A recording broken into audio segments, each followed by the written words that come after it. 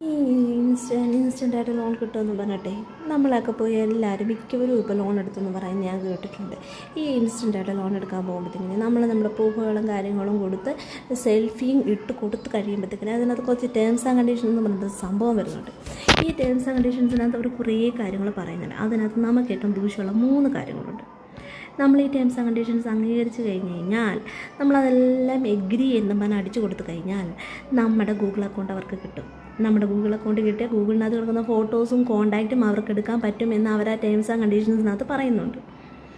ഈ terms and conditions വായിച്ച് നോക്കാതെ എഗ്രി കൊടുത്തിട്ട് ലോണും എടുത്തിട്ട് പിന്നെ ലോൺ അടച്ചു കഴിഞ്ഞ് മുഴുവൻ തീർന്നു വെച്ച് കഴിഞ്ഞ് ഇവർ പിന്നെ ടോർച്ചർ ചെയ്യുമ്പോഴത്തേന് പോയി ആത്മഹത്യ ചെയ്തിട്ട് ഒരു കാര്യവും ഇല്ല മക്കളെ. ഒരു ലോൺ എടുക്കുമ്പോഴത്തേക്കിനെ അതിനകത്തെ കുറേ ടേംസ് ആൻഡ് കണ്ടീഷൻസ്, അത് നമ്മൾ ബാങ്കിൽ എടുക്കാൻ പോയാലും ശരി, നമ്മൾ പലിശയ്ക്ക് എടുക്കാൻ പോയാലും ശരി, നമ്മളിങ്ങനെ ഇൻസ്റ്റൻറ്റ് ലോൺ എടുക്കാൻ പോയാലും ശരി, അവരുടെ കുറച്ച് ടേംസ് ആൻഡ് കണ്ടീഷൻസ് ഉണ്ട്. അതൊക്കെ അംഗീകരിച്ച് കഴിഞ്ഞിട്ടേ പിന്നെ അവർ കിടന്ന് ടോർച്ചർ ചെയ്യുമ്പോഴത്തേക്കിനെ കിടന്ന് കരഞ്ഞിട്ടോ കൈകാലിട്ട് അടിച്ചിട്ടോ ഒന്നും ഒരു കാര്യവുമില്ല. എടുക്കാൻ പോകുന്നതിന് മുന്നേ അത് അവർ ഇംഗ്ലീഷിലാണ് അതിനകത്ത് ടൈപ്പ് ചെയ്ത് വെച്ചിരിക്കുന്നതെന്നുണ്ടെങ്കിൽ അത് ഇംഗ്ലീഷ് അറിയാൻ മേലാന്നുണ്ടെങ്കിൽ അറിയാവുന്നവരെ കൊണ്ട് വായിപ്പിച്ച് അതിൻ്റെ അർത്ഥം മനസ്സിലാക്കിയിട്ട് പോയി തലവെച്ച് കൊടുക്കുക. ഇതൊക്കെ എടുത്തു വെച്ച് കൊടുത്തിട്ട് ലാസ്റ്റ് ആത്മഹത്യ ചെയ്തിട്ട് ആർക്ക് നഷ്ടമുണ്ടായി? അവനവൻ്റെ കുടുംബത്തിന് നഷ്ടമുണ്ടാവും. വേറെ ആർക്കെങ്കിലും ഒരു നഷ്ടം ഉണ്ടാവുന്നുണ്ടോ? ഇത് ഇതുപോലെ തന്നെ ഏട്ടൻ്റെ ഒരു ഫ്രണ്ടിന് പറ്റിയതാണ്. അവരിതുപോലെ ലോൺ എടുത്തിട്ട് ലോൺ തിരിച്ചടച്ചിട്ടും അവർക്ക് പിന്നെ ഇവർ ടോർച്ചറിങ് ആണ്. ആ ഏട്ടൻ്റെ ഫ്രണ്ടിൻ്റെ വൈഫിൻ്റെ ഫോട്ടോ എൻ്റെ ഫോണിൽ വരെ വന്നതാണ്. അതവർ പിന്നെ മോർഫ് ചെയ്തൊന്നുമല്ല അയച്ചത്, ശരിക്കുമുള്ള സെൽഫി. അന്നേരം നമ്മൾ എടുത്തു കൊടുക്കുന്ന സെൽഫി അവർ അയച്ചിട്ട് അവർ പറഞ്ഞു ഇത് മോർഫ് ചെയ്ത് ഞങ്ങളിടും, ഞങ്ങളുടെ പൈസ തിരിച്ചു തരാൻ പറ, ഇത്രയും കൊടുത്ത് തരാം. പക്ഷേ ആ പെൺകൊച്ചിനോട് നമ്മൾ ചോദിച്ചു പിടിച്ച് വന്നപ്പോഴത്തേന് അത് എടുത്തതല്ല അടച്ചതാണ്, എന്നിട്ട് വീണ്ടും അവർ ചോദിക്കുന്നതാണ് എന്നാണ് ആ പെൺകൊച്ച് പറഞ്ഞത്. ഇതുപോലെ നമ്മൾ വേറൊരു കേസുമായിട്ട് പോലീസ് സ്റ്റേഷനിൽ ചെന്നപ്പം അവിടെ ഇതുപോലെ ഒരു അമ്മയും മോളും ഒരു ചെറുക്കനും കൂടെ വന്നു. അവരും ഇതുപോലെ ലോൺ എടുത്തിട്ട് മുഴുവൻ അടച്ചിട്ട് വീണ്ടും ഇവർ ടോർച്ചർ ചെയ്യുവാണ്. അതിന് കേസ് കൊടുക്കാൻ വന്നത്. പക്ഷേ പോലീസുകാർ അന്നേരം ചോദിച്ചത് ഇതാരാണെന്ന് വെച്ചിട്ടാണ് ഞങ്ങൾ ഇതിൻ്റെ പുറകെ പോകുന്നത്. ഇതിനകത്ത് ഒന്നും ചെയ്യാനില്ല. ഒന്നെങ്കിൽ ആ സിമ്മ് മാറ്റുക, അല്ലെങ്കിൽ കുറേ നാളത്തേക്ക് സിം ഓഫ് ചെയ്ത് വെച്ചിട്ട് കുറച്ച് നാൾ കഴിയുമ്പോൾ എടുക്കുക. ഇതേ നമുക്ക് ചെയ്യാൻ പറ്റത്തുള്ളൂ. അല്ലാതെ നമുക്ക് അവർ കുറേ ആരെയും ഇപ്പം കുറച്ച് പേരെ പിടിച്ചെന്ന് പറയുന്നുണ്ട്. പക്ഷേ എല്ലാവരും ഒന്നും പിടുത്തം കിട്ടണമെന്നില്ല.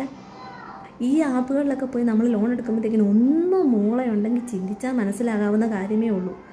ഒന്നും ചിന്തിക്കത്തില്ല. ചുമ്മാ പോയി പൈസ കിട്ടുന്നത് നമ്മൾ പോയി ലോൺ അങ്ങ് എടുത്ത് കൂട്ടും. എന്നിട്ട് പിന്നെ കിടന്ന് കൈകാലിട്ടടിക്കും.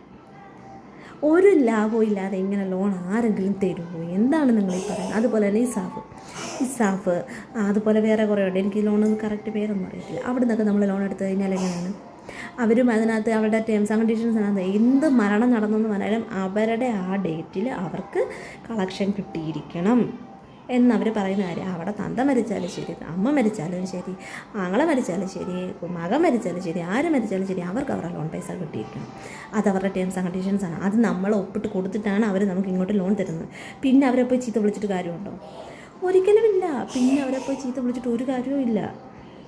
നമ്മൾ എടുക്കുമ്പം ഓരോ കാര്യങ്ങളും ചെയ്യുമ്പം അതിൻ്റെ ദൂഷ്യവശവും പോസിറ്റീവും ചിന്തിച്ചിട്ട് വേണം നമ്മൾ ഓരോ കാര്യങ്ങളും ചെയ്ത് വെക്കാനായിട്ട്. അല്ലാതെ പിന്നീട് കൈകാലിട്ടടിച്ചിട്ട് ഒരു കാര്യവുമില്ല. ഈ ടേംസ് ആൻഡ് കണ്ടീഷൻസൊക്കെ വായിച്ച് നോക്കാതെ ചുമ്മാ പോയി എല്ലാം എഗ്രി ചെയ്ത് കൊടുത്തിട്ട് ഫോണിലൊന്നും ഞെക്കിയാൽ മതി, എല്ലാമായി ശരിയായി, ലോൺ കിട്ടി, ശരി സമ്മതിച്ചു, എല്ലാം പെട്ടെന്ന്, വളരെ പെട്ടെന്ന്. പക്ഷേ അതിൻ്റെ പുറകെ വരുന്ന ഭവിഷ്യത്തുകളെ അമ്മയുടെ മോർഫ് ചെയ്തിറക്കും ഫോട്ടോ, പെങ്ങളുടെ മോർഫ് ചെയ്തിറക്കും ഫോട്ടോ. ഇതൊക്കെ ഈ ഗൂഗിൾ അക്കൗണ്ട് അവർക്ക് കിട്ടുമെന്ന് പറയുമ്പോഴേ നിനക്കൊക്കെ തലയ്ക്കകത്ത് മൂളയ്ക്ക് ചിന്തിച്ചൂടെ? എന്താണ് നിങ്ങളൊക്കെ ഈ കാണിക്കുന്നത്? ഇനിയെങ്കിലും ചിന്തിച്ചിട്ട് ഓരോ കാര്യങ്ങളും ചെയ്യേ. എത്രയോ പേരാണ് ഇതൊക്കെ പറഞ്ഞാൽ ആത്മഹത്യയുടെ വാക്കിൽ ചെന്ന് നിൽക്കുന്നത്. ഇതിനകത്തൊക്കെ ചെന്ന് തലവെച്ച് കടക്കാർ നമ്മുടെ വീട്ടിൽ വന്ന് ചോദിക്കുമ്പോൾ അവരോട് അവധി പറഞ്ഞാലും നമുക്ക് അത്രയും പ്രശ്നമില്ല. പക്ഷേ ഇതിനകത്തൊക്കെ തലവെച്ച് കൊടുക്കാതെ തലവെച്ച് കുടിച്ചിട്ട് പിന്നീട് ഇങ്ങനെ ആത്മഹത്യയുടെ വാക്ക്, അല്ലെങ്കിൽ പിന്നെ ഫോൺ നമ്പരെ മാറ്റിയിട്ട് വേറെ വഴിക്ക് പോവാം. അവർ വേറെ ഒന്നും ചെയ്യത്തില്ല. ഫോൺ നമ്പർ മാറ്റിക്കഴിഞ്ഞാൽ ഇവർ നേരിട്ട് നമ്മുടെ വീട്ടിൽ വരുമോ? ഒന്നും ചെയ്യത്തില്ല. ഇവന്മാർ മോർഫ് ചെയ്യുകയും മറ്റേത് ചെയ്യുകയും മറിച്ചത് ചെയ്യുകയും പറഞ്ഞപ്പോൾ ഇതാക്കത്തേ ഉള്ളൂ. അല്ലാതെ നമ്മുടെ വീട്ടിൽ വരുമോ? അതൊന്നും ചെയ്യത്തുമില്ല. പിന്നെ എന്തിനാണ് നമ്മൾ ഇങ്ങനെ ആത്മഹത്യ ചെയ്യാനൊക്കെ നിൽക്കുന്നത്? ഈ കുഞ്ഞുമക്കളൊക്കെ എന്തോന്നാണ് ഈ കാണിച്ച് കൂട്ടുന്നതെന്നാണ് എനിക്കറിയാൻ മേലാത്തത്. ഒന്നും ആലോചിക്കാതെ ഓരോന്നിനകത്ത് ഞാൻ എടുത്ത് ചാടിയിട്ട് പിന്നീട് കിടന്ന് കൈകാലിട്ട് അടിച്ച് പിന്നെ ആത്മഹത്യ, ഉടനെ ആത്മഹത്യ എല്ലാത്തിനും പരിഹാരം ആത്മഹത്യ ചെയ്താൽ പിന്നെ എല്ലാം കഴിഞ്ഞു. അവർക്കൊന്നും അറിയണ്ട. പിന്നെ ആ വീട്ടുകാരല്ലേ അനുഭവിക്കുന്നത്. ചിന്തിച്ചിട്ട് ചെയ്യും മക്കളെ, ചിന്തിച്ചിട്ട്. 18 വയസ്സ് കഴിഞ്ഞ് ലൈസൻസ് ആയി എന്നും പറഞ്ഞിട്ട് തോന്നിയാസം നടക്കാനും തോന്നിയാസം ചെയ്യാനും അല്ല.